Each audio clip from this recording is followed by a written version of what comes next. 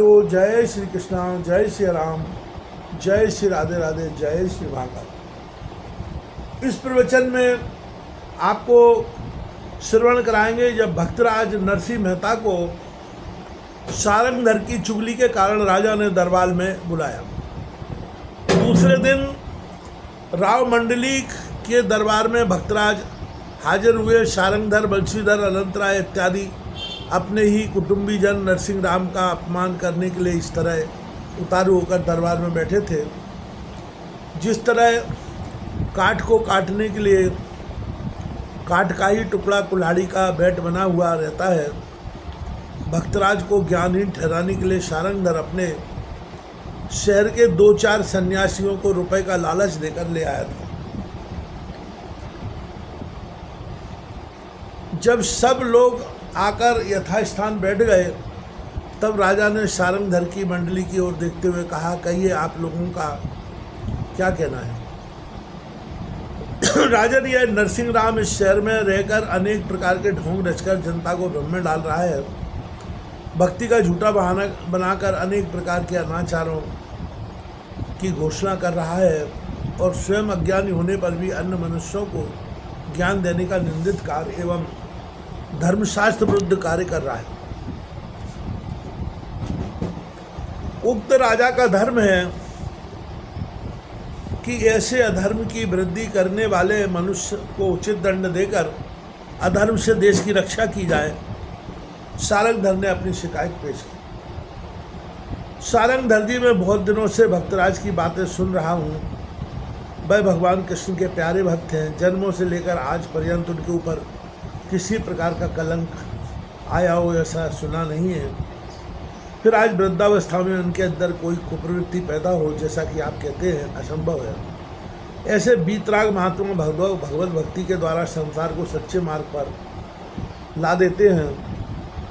उनका आचरण ही धर्मशास्त्र बन जाता है। आखिर आपका धर्मशास्त्र क्या है? ऐसे मान भावों का अनुभव, उपदेश और जीवन प्रणाली ही तो है। अतः इनका आचरण कभी धर्मशास्त्र विरुद्ध नहीं हो सकता। अब रही उनके अनाचार की बात, सो हम इस विषय में जब तक कोई विश्वसनीय गवाही नहीं मिल जाती, तब तक उनको दुराचारी कहना पाप है, राजा ने कहा। इसी समय अनंत राय ने बोलना शुरू किया, राजन, आपने जो कुछ व्याख्या सुनाई वह अनन्य भक्तों के लिए बिल्कुल यथार्थ है। यह नरसिंह राम तो मेरा भांजा ही है, परंतु यह कहते हुए मुझे तनिक भी संकोच नहीं होता कि यह वास्तव में भजन के बहाने अनाचार ही बढ़ाता है। इस विषय में मेरा एक प्रत्यक्ष अनुभव है, सुबह निवेदन करता हूँ। मेरी स्त्री भी नित्य इसके भजन में शामिल होती थी। वह नित्य आधी रात को भजन के बीच में इसे जल पिलाया करती थी। इस बात को सारंगधर जी ने मुझसे कई बार कहा, परंतु मैं इसे नहीं मानता था। एक दिन जब मैंने स्वयं उसे पानी पिलाते देखा तो दूसरे दिन उसे भजन में जाने से मना कर दिया, परंतु उसने मेरी बात नहीं मानी और उस दिन भी चली गई। फिर रंज होकर दूसरे दिन मैंने उसे बांधकर कमरे में बंद कर दिया और ताला लगाकर चाबी अपने पास रख ली। मैंने सुना कि भजन के बीच में यह दूसरे के हाथ का जल नहीं पीता, इसलिए कौतूहलवश में उस रात उसके घर यह देखने गया कि आज इसको टेक कैसे रहती है। परंतु भजन के बीच में विश्राम के समय देखा कि वही मेरी स्त्री इसको अपने हाथ से पानी पिला रही है। यह दृश्य देखते ही मुझे बड़ा क्रोध हुआ कि उसे किसने निकाल दिया। मैं उसी क्षण घर गया, परंतु वहाँ जाकर देखता हूँ कि ताला तो बंद है और वह उसी तरह बंदी अवस्था में राधा कृष्ण के नाम की धुन लगाती हुई पड़ी है। तब तो बड़ा आश्चर्य हुआ, कुछ समझ में भी नहीं आया कि मामला क्या है। अंत में मैं इस निश्चय पर आया कि इसी प्रकार नरसिंह राम जादू के बल पर अनेक स्त्रियों को अपनी ओर आकर्षित करता है और फिर उनके साथ स्वेच्छा व्यवहार करता है। यदि आपको विश्वास ना हो तो आप स्वयं शहर में चलकर चंचला वेश्या को देख आइए। उसने भी इसी के फंदे में फंसकर विचित्र वेश धारण कर लिया है और वह नित्य वह भी इसके यहाँ जाया करती है। यह बात शहर के तमाम लोग जानते हैं। राजन, क्या कोई मनुष्य रात्रि के समय एकांत में किसी वेश्या के साथ रहकर पवित्र रह सकता है? भला काजल की कोठरी में श्वेत वस्त्र पहनकर रहने वाला कभी उसके दाग से बच सकता है? आप स्वयं ही विचार करें कि हम लोगों का अभियोग ठीक है या नहीं। अनंत नारायण के सप्रमाण वक्तव्य को सुनकर राजा बड़े विचार में पड़ गए। उन्होंने सोचा कि चंचला वेश्या की बात तो सर्वविदित है ही कि वह भक्तराज के पास जाया करती है। फिर अनंत राय ईश्वर की शपथ लेकर स्वयं अपना अनुभव कह रहे हैं। अपने घर के विषय में एक प्रतिष्ठित व्यक्ति कभी झूठी बात नहीं कह सकता। फिर इस विषय में निर्णय कैसे किया जाए? अच्छा, जरा नरसिंह राम से भी पूछा जाए, देखें भाई इन बातों का क्या उत्तर देते हैं। दोनों पक्ष की बात पहले सुन लेना आवश्यक है। इस प्रकार सोचकर उन्होंने भक्तराज की ओर देखा और कहा कि भक्तराज, इस विषय में आपका क्या कहना चाहते हैं? राजा अनंत राय का कहना सब यथार्थी है, परंतु किसी मनुष्य के भजन में आने के लिए ना तो मैं आग्रह करता हूँ, ना किसी के लिए प्रतिबंध लगाता हूँ। मेरे घर आकर भगवत भजन करने का अधिकार आबाल वृद्ध स्त्री पुरुष सबको समझना। इस विषय में मैं अपने को दोषी नहीं समझता। मैं अपने राधे श्याम के नाम के सिवा और कुछ भी नहीं जानता। मैं तो अपने पास आकर भजन करने वालों का प्रतिरोध करके उनका जो दुखाना स्वयं भगवान के प्रति दोष देने के बराबर समझता हूँ। फिर भी आप राजा हैं, आप में भी परमात्मा का अंश वर्तमान है। आप स्वयं विचार कर देख सकते हैं कि मैं इस विषय में दोषी हुए या निर्दोष। यदि आपको मेरा दोष जान पड़े तो आप मुझे उचित दंड दे सकते हैं। भक्तराज ने सरलतापूर्वक निवेदन किया। महात्माओं का हृदय अत्यंत कोमल और दयालु होता है। वे स्वयं आपत्ति में पड़ जाने पर भी अपने मुँह से अपराधी मनुष्यों को भी अपराधी नहीं कहते। भक्तराज जानते थे कि इन लोगों ने ईर्षावशी सत्कांड रचा है, तथापि उन लोगों को दोषी ठहराना भक्तराज के लिए पापी था। भक्तराज का कथन सारंग धर से नहीं सहा गया। वह तुरंत अपने आसन से उठकर कहने लगा, नरसिंह राम, तुम बहुत अनर्थ कर रहे हो। तुम्हें शास्त्र ज्ञान तो बिल्कुल नहीं और बन बैठे हो उपदेशक। यदि तुम अपने को उपदेश देने का अधिकारी समझते हो तो इन सन्यासियों के साथ शास्त्रार्थ करो और इस सभा में अपनी सर्वज्ञता सिद्ध करो। भाई, ना तो मैं शास्त्रज्ञ हूँ और न सर्वज्ञ। परमात्मा के सिवा इस जगत में कोई भी सर्वज्ञ होने का दावा नहीं कर सकता। अतः मैं शास्त्रार्थ या वेदांत कुछ भी करने में असमर्थ हूँ। कहा है, काम क्रोध मद मोह को जब लग घट में स्थान, क्या पंडित क्या मूर्खा दोनों एक समान। शास्त्रों को पढ़कर वाद विवाद तथा काम क्रोध आदि के वशीभूत होकर उन शास्त्रों का दुरुपयोग करने वाले को पंडित कहने वाला भी मूर्ख है। अतः मुझे तो पहले से ही पंडित बनना नापसंद है। मैं तो केवल आत्मचिंतन और भगवान का नाम ही जानता हूँ।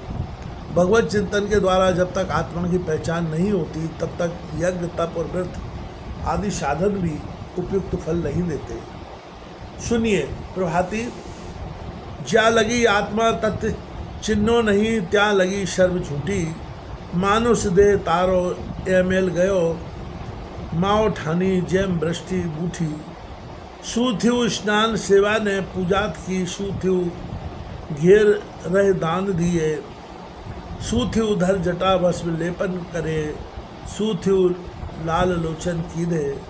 सूथ्यु तपने तीरथ की धाद थी, सूथ्यु माल ग्रहो नाम लीधे। सूथ्यु तिलक ने तुलसी धार्यार्थ की, सूथ्यु गंगा जल पान कीजिए। सूथ्यु वेद व्याकरण वाणी बंदे, सूथ्यु राय ने रोक जानो रे। सूथ्यु देव दर्शन सेवात की, सूथ्यु वर्णना भेद आणे। ये छे परपंच सहु पेट भरड़ा भरवा तड़ा। आत्म परिग्रह जिड़े न जियो, बढ़ो नरसियों के तत्व दर्शन बिना। रत्न चिंतामणि जन्म खोयो। अर्थात ये मन, जब तक तू आत्म तत्व को पूर्ण रूप से नहीं जान लेता तब तक सभी साधन झूठे हैं। तुम्हारा मनुष्य तन भी शरद ऋतु के वर्षा के समान व्यर्थ ही चला गया। स्नान सेवा पूजा दान करने तथा भस्म लगाकर नेत्रों को रक्तवर्ण बनाने से क्या लाभ? और तप तीर्थ सेवन जप तिलक माला धारण करने एवं गंगा जल पान करने से ही क्या हुआ? वेद व्याकरण और वाणी बोलने, राजा और रंग को पहचानने, देव दर्शन और पूजा करने तथा वर्ण भेद समझने से क्या हुआ? ये सब केवल पेट भरने के प्रपंच हैं। इन साधनों के द्वारा परब्रह्म स्वरूप आत्मा का चिंतन नहीं हो सकता। इसलिए नरसिंह कहता है कि आत्मदर्शन किए बिना तुमने इस चिंतामणि के समान मनुष्य तन को भी व्यर्थ ही गवा दिया। अतः भाई, इस व्यर्थ के झमेले में कौन पड़े? शास्त्रार्थ उन्हीं लोगों को मुबारक हो जिन्हें अपनी पेट की पड़ी है। मुझे तो रोटी का टुकड़ा मिल गया तो भी ठीक, ना मिला तो भी ठीक। इस प्रकार भक्तराज ने पंडित अपंडित का विवेचन किया और आत्मचिंतन का महत्व बताया। भक्तराज के इस निर्भीक विवेचन को सुनकर उपस्थित सब लोग अवाक हो गए। राजा ने विचार किया कि पूर्ण रूप से परीक्षा किए बिना भक्तराज को दोषी या निर्दोष कुछ भी कहना न्याय विरुद्ध है। तब ऐसा कोई उपाय करना चाहिए जिसमें निरपराधी मनुष्य को दंड भी न मिले और अन्य पक्ष को भी पूर्ण संतोष हो जाए। इस प्रकार विचार करते करते सहसा उन्हें एक मार्ग सूझ पड़ा। उन्होंने एक फूलों का हार मंगाया और उसे हाथ में लेकर कहा, भक्तराज, यद्यपि आपका कथन एकदम सत्य है, फिर भी आपके विरुद्ध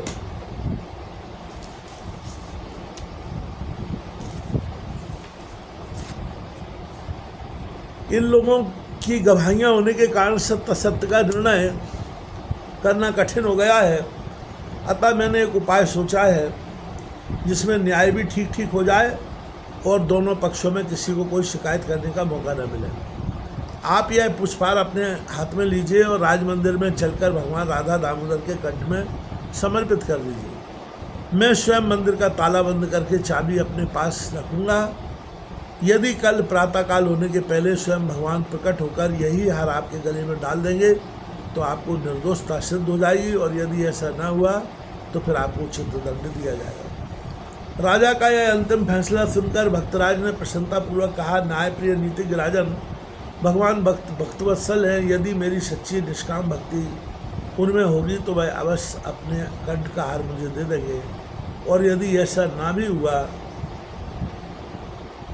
तो ही क्या मेरे लिए राजमहल और कारागृह समान है। मुझे तो भगवत कीर्तन करने के लिए कोई भी एक स्थान मिलना चाहिए, इतना ही मेरे लिए बस। भक्तराज ने राजा के हाथ से पुरस्कार ले लिया। उन्होंने राजमहल के मंदिर में जाकर भगवान दामोदर के कंठ में हार डाल दिया और भक्तिपूर्वक प्रणाम करके बाहर निकल आए। राजा ने मंदिर के ताले को बड़ी सावधानी से बंद करके चाबी अपने पास रख ली। सारंगधर ने अपना अधिकार प्रदर्शित करते हुए कहा, नरसिंह राम, यदि इस न्याय में तू असफल रहा तो राजा की तलवार से तेरा सिर धड़ से अलग कर दिया जाएगा। भाई, राजा के हाथ से भगवान के मंदिर में और मेरे नाथ के सामने यदि मेरी मृत्यु हो जाए तो इससे बढ़कर और क्या सौभाग्य की बात होगी। फिर मेरे आत्मा को तो स्वयं यमराज भी नष्ट नहीं कर सकते, और इस नासवान देह के नष्ट होने का मुझे किसी प्रकार का दुख नहीं है, क्योंकि सत्य के लिए किया गया देह त्याग मुझे अमर बना देगा। भक्तराज ने दृढ़ता के साथ कहा। इतना ही कहकर भक्तराज मंदिर के चौके में बैठ गए और भजन करने लगे। अन्य पक्ष वालों के साथ स्वयं राजा भी वहाँ भक्तराज का न्याय करने के लिए बैठ गए।